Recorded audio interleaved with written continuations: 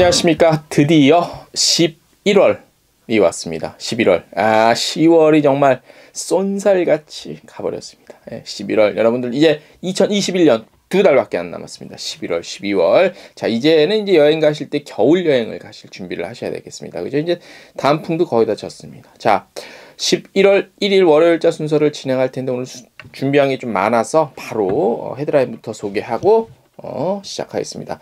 먼저 9월 여행 인아웃바운드 통계 나왔습니다. 그거 전해드릴 거고, 한진관광에서 플랫폼 이번에 그랜드 오픈이라고까지 하긴 뭐하지만 아무튼 좀 보완할 거 보완해서 이번에 본격적으로 선보이고 이제 운영 시작합니다. 홍콩 마이스 단체 지원 확대되고요.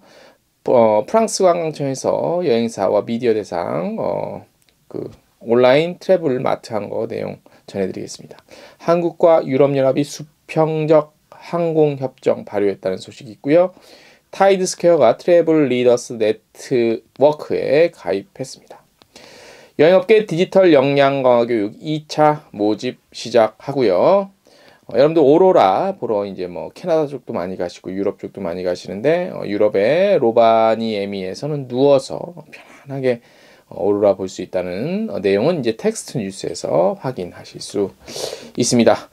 11월 1일 한 주간의 시작 월요일자 순서 시작하겠습니다.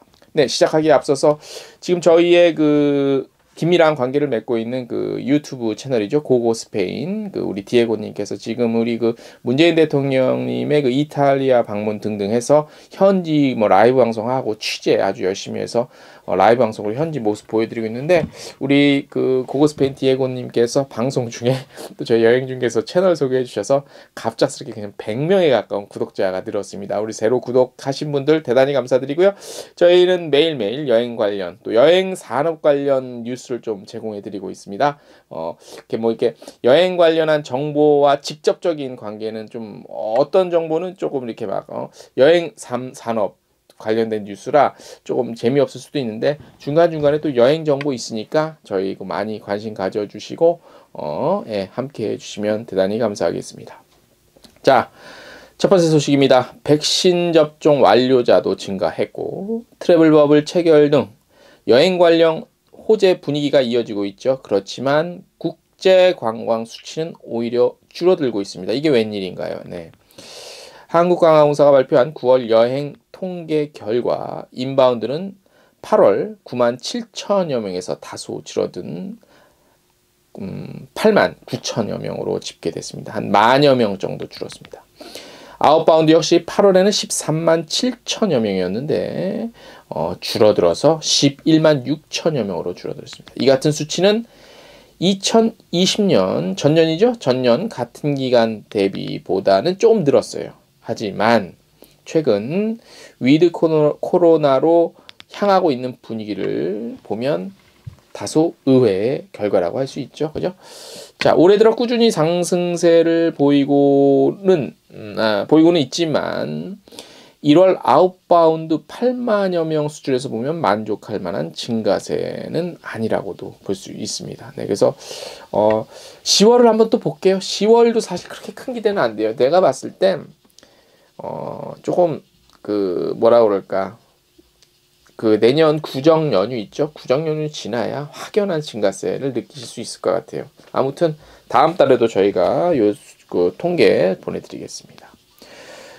두 번째 소식입니다. 한진관광이 플랫폼 처음에 저번에 선보였는데 좀 모자란 부분이 있어서 좀 채울 거 채우고 보완할 거 보완해서 드디어 맞춤형 테마여행 플랫폼, 이른바 여행을 담다의 준말 여담 출시했습니다. 이제 본격적으로 이제 출시한 곳은 아마 지금 공식적 밝힌 곳은 하나투어, 로랑풍선, 한진 정도 이렇게 보면 되겠죠.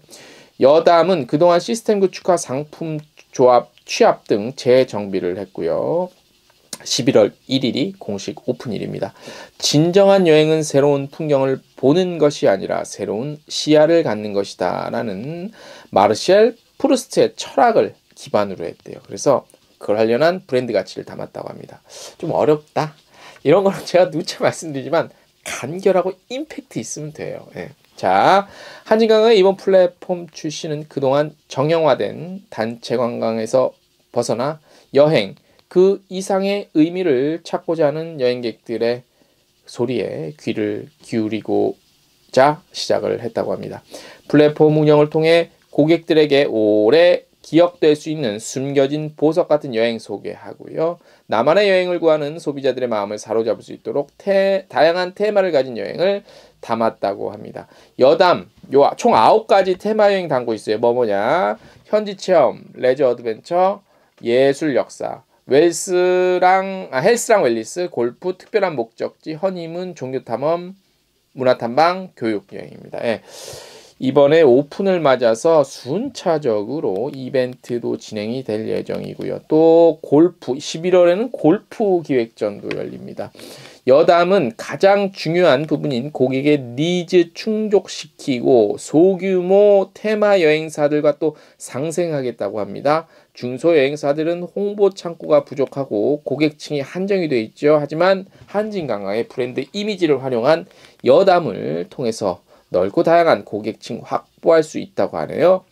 여행업계 상생으로까지 이어질지 한번 지켜보겠습니다. 기대도 되는데 한번 두 눈을 부릅뜨고 지켜보도록 하겠습니다. 아무튼 어쨌든 플랫폼, 이 플랫폼이 말이 좋아. 플랫폼 이게 돈이 결국 돈이긴 한데 돈만 갖고 되는 건 아닙니다. 돈만 갖고 되는 건 아니라서 아무튼 플랫폼 어떻게 또 구현이 될지 사용이 될지 한번 관심이 모아지고 있네요. 네. 자, 지난주 10월 28일이었습니다. 홍콩항청 마이스 관련한 웨비나가 열렸습니다. 홍콩 현재 거의 확진자 거의 없다시피 하고 몇 명 있는데 이제 해외 유입 정도 되고요. 자, 그래서 홍콩은 아무튼 그 안에서는 굉장히 방역이 잘 되기 때문에 3분기에도 2분기에 비해서 한 2배가량 행사 관련한 이벤트들이 많이 열렸다고 해요. 네. 근데 문제는 뭐냐? 아직 그 14일 자가격리. 예. 의무 격리가 필수예요. 요것만 풀려지면 좀 괜찮겠네, 그죠? 자, 그래서 홍콩항청은 이번에 그 마이스 웨비나 관련해서 여러 가지 이제 전략들을 밝혔습니다. 이미 저희도 보도해 드린 바가 있는데 기존의 올드타운 센트럴, 그 다음에 어디죠? 쌈수이포 등 지역적 특색이 굉장히 강한 곳, 요런 곳도 뭐 있었지만 이제는 좀 약간 그 새로운 문화 중심지로 떠오르고 있대요. 서구룡 여길 집중 홍보하고 있어요. 여기 서구룡은 아시는 분들 아실 거예요. 장인정신, 전통문화, 생생한 현지의 문화예술 체험할 수 있어요. 예, 그리고 무엇보다 침사추위에서 접근성이 좋아요. 예, 그리고 요 서구룡역 있죠. 여기는 광저우랑 심천 연결되는 고속철도 그 역이 있어요. 제가 한번 가봤는데 역사가 끝내줘. 예. 그리고 조던과 야마테 지역의 어떤 장인 정신이 담긴 전통 공예, 현지 음식과 쇼핑 같은 거 이렇게 막 홍보하고 있습니다. 여기가 또 서구룡 문화지구가 마이스에도 적합해야 돼요. 40헥타르 면적과 2km 정도 걸친 해안선, 그 다음에 해안 박물관, 미술관 이런 것들이 많아서 마이스에 굉장히 좋다고 합니다.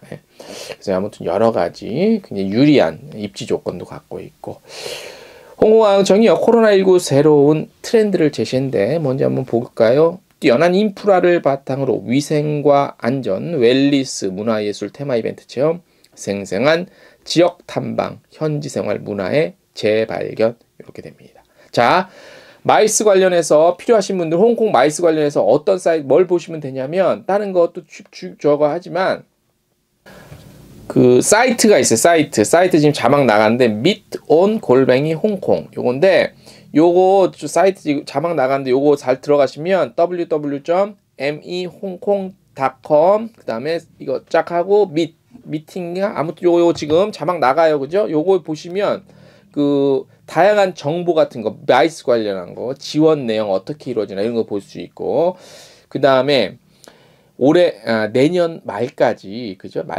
홍콩 그 컨벤션 센터 대관료 같은 거 이제 빌리는 렌트비 요거 전액 지원돼요. 근데 이제 예산이 좀 빨리 소진되면 좀 그거 되는데 아무튼 내년 12월 말까지 우리 마이스 하실 분들은 홍콩 요 컨벤션 같은 데 대관료 요거 좀 전액 지원이 되니까 참고하시고요. 자, 홍콩은 국적 항공사가 이제 캐세이 퍼시픽이죠. 현재 그 주 1회 이게 지금 운항하고 있는데 코로나 때문에 요거 이제 점점 늘려갈 예정이고요.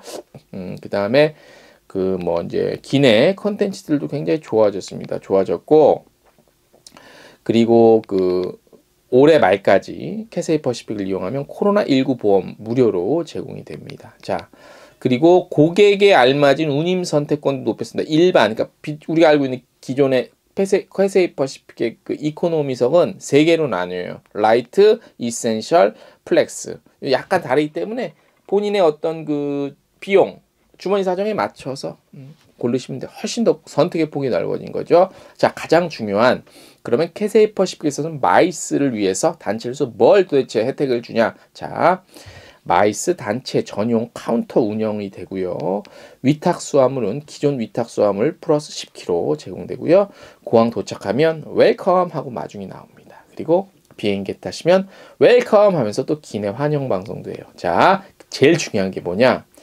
비즈니스석 업그레이드를 해줘요. 어떻게 해주냐? 20명당 한 좌석 하고 그 다음에 요즘에 많이 없어졌어요. FOC 프리 오브 차지 16명당 한 장의 그 무료 항공권이 제공이 됩니다. 네. 그러니까 마이스로 홍콩을 가겠다. 그러면 당연히 캐세이 퍼시픽이지. 이렇게 혜택이 많은데 그죠? 이런 내용들 마이스 웨비나 때 전해줬습니다. 홍콩항공 수고하셨고요. 자, 또 기대해 보겠습니다. 자, 프랑스 관광청도 이제 그 어떤 그 행사를 가졌는데 이게 처음이에요. 업계에서 처음으로 시도한 거예요. 이른바 하이브리드 형태로. 그래서 온라인 반, 오프라인 반이야. 뭐냐면 우리 업계 관계자, 그다음 미디어들이 서울에 있는 프랑스 관광청, 프랑스 대사 관저에 가면 컴퓨터가 쫙 돼 있어. 노트북이. 딱 미리 약속해둔 시간대 딱 하면 현지 업체, 프랑스의 업체가 온라인으로 딱 시간에 맞춰서 딱 저기 돼요. 그 컨택이 돼. 그래서 중간에 또 온라인으로 통역. 우리 한국에 통역하시는 전문 통역사분들이 또 중간에서 해줘. 너무 제가 미디어 날 저는 28일 날 참가했거든요. 아, 너무너무 잘했더라고. 자, 26일부터 28일까지 여행사 미디어 인플루언서랑 이렇게 해서 프랑스의 다채로운 여행지 소개하고 최신 동향 나누는 프렌치 데이 인 서울 2021 행사였습니다. 네. 코로나19 처음으로 이렇게 했고요. 자, 그 참가 업체가 프랑스에서 작년보다 4개가 더 늘어났어요. 그래서 총 13개 업체가 참가해서 한국 시장에 대한 관심이 높아진 걸 의미하겠죠. 네. 자, 기존에 이제 뭐 노르망디 관광청, 브르타뉴 여행, 뭐 요렇게 마르세유 관광 안내사무소, 뭐 그다음에 뭐 아무튼 많았어요. 굉장히 뭐 메가더글랜 그 아울렛도 있고, 뭐 레일 유럽, 타이티 관광청 이렇게 있었는데 올해는 뭐 파리 디즈니랜드 기타 등등해서 4곳이 또 추가돼서 굉장히 우리 여행사분들은 굉장히 좋은 시간이었다고 그러시더라고요. 그래서 한 90여 명 이상의 관계자들이 참석을 했습니다. 자, 프랑스 현재 그 유럽 최초로 보건 패스 도입했지요. 백신 접종 맞으셨으면 그냥 갔다가 그냥 오시면 돼요. 뭐 말이 필요 없어. 과정 쉬워. 평상시처럼. 백신 2차 끝 나고 2주 지나셨으면 그냥 예. 한국을 비롯해 코로나가 안정화된 녹색 국가의 백신 접종 완료자 프랑스 입국 시 PCR 테스트가 불필요, 자가격리 면제 이렇게 됐습니다. 네. 우리 한국에 계신 프랑스 관광청 그 대표님이 계세요. 근데 인사말도 남기셨는데 시간 관계상 인사말은 생략하고 저희 텍스트 뉴스 확인하시면 되겠습니다. 네. 자, 한국관광공사에서 변화하는 여행산업의 대응, 여행업계 종사자들의 디지털 역량 강화를 위해서 현장 체험 교육 2차 모집합니다. 교육기간은 10월 28일 시작이 됐고요. 11월 26일까지입니다. 금년 중 총 20회 교육으로 2차 완료 3차도 추가 모집할 예정입니다. 교육 일정은 기간 중 지역별 2일 총 9회입니다. 서울에서는 4회 정도 하고요. 교육 장소는 여수, 청주, 천안, 광주, 부산. 대상은 여행사 임직원, 관광통역 안내사, 국내 여행 안내사입니다. 교육 대상 역시 국외 여행 인솔자, 문화관광 해설자, 관광업계 예비 총사자입니다. 교육 내용은 4차 산업혁명 및 디지털 역량 강화 이렇게 됐고, 그다음에 코로나 블루 벤처기업 특강 있고요. 메타버스 및 VR 체험. 이런 내용 저희가 라이브 여행 중개소 라이브 채널 때 다 한 건데, 그죠? 어떻게 정의를 내리고 있는지 모르겠지만, 예. 저희 여행 중개소 라이브 방송 보신 분들은 다 이미 대략 감 잡으시고, 뭐 제 자랑이 아니라 저희 쪽 내용이 더 낫지 않을까. 그리고 여행업계 디지털 역량 강화는 디지털 역량 강화 어떻게 해줄 건데, 예. 자, 어떻게 저희는 해드립니다. 돌아오는 목요일날 라이브 생방송, 여행 중개소 라이브 생방송 저녁 8시에 우리 여행사 분들, 여행업계 분들이 디지털 역량 강화. 요즘에 디지털이 뭐야? 사실 뭐 유튜브 통한 어떤 채널 홍보, 상품 홍보 이런 것들도 중요한 부분이겠죠. 그거 기술적인 부분이랑 모든 거 돌아오는 목요일날 해드릴 테니까 그냥 저희 여행 중개소 보세요. 자, 월요일자이기 때문에 칼럼 하나 준비된 거 소개해 드릴게요. 굉장히 중요한 내용이 담겨 있습니다. 함께 해 주시기 바랍니다. 자, 칼럼 제목입니다. 놀금에 대처하는 우리의 자세입니다. 주 4일제에 대한 언급이 처음으로 나왔죠. 네. 아직 공론화되진 않았지만 시간 문제로 보입니다. 신조어였죠. 놀토에 놀금이 또 추가될 수 있다는 기대감이 높아지고 있습니다. 현실화까지는 갈 길이 멀어 보이지만 이 역시 시간 문제로 보입니다.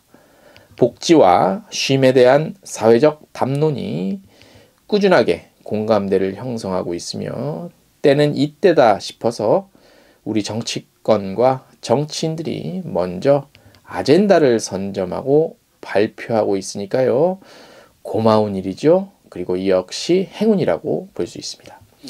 우리나라에서 주 5일 근무에 대한 언급은 지난 2001년부터 있었지만 2005년부터 본격적으로 시작이 됐고요. 300명 이상 기업부터 시작이 됐습니다.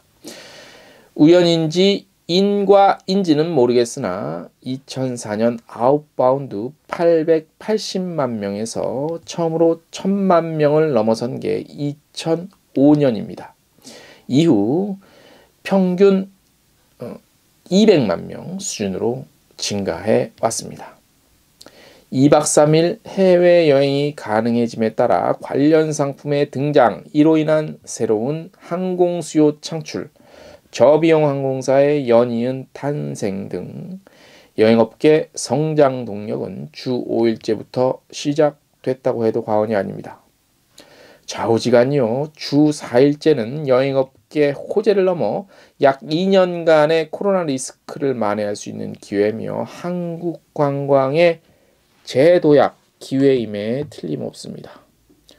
상품과 목적지에 대한 분석과 연구도 미리 해둘 필요가 있습니다. 예상을 좀 해보겠습니다.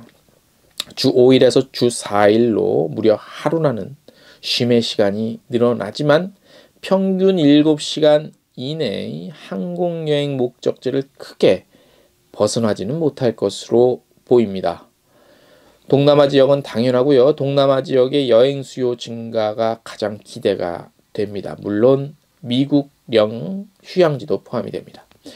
사실상 기존 한국인이 선호하던 여행 목적지와 크게 다르지는 않습니다. 주목해야 할 점은요. 체류 시간 등 여행 행태의 변화입니다. 가성비 좋은 동남아 호텔 리조트에서 하루 더 체류할 가능성이 높아질 것이고요. 가족 단위 휴양지 선호도 높아질 것입니다. 그리고 더 중요한 것은요. 여행 횟수의 증가입니다. 일주일마다 한 번씩 해외여행의 시간이 다가오고 있으니 확실한 추세 변화가 예상됩니다. 주 5일제로 변화할 당시와 지금은 완전히 다른 세상입니다. 그래서 변화의 속도가 더 빨라질 것은 당연합니다. 어찌됐든 여행업계도 이에 대한 최소한의 준비가 필요해 보입니다. 한 말씀 드리겠습니다. 누가 부여해 줬는지는 모르겠으나 여행업계를 대표한다면서 암흑의 대통령 후보를 지지한다는 쓸데없는 짓거리나 하고 돌아다닐 때는 아닌 것 같습니다. 오늘 순서 여기까지입니다.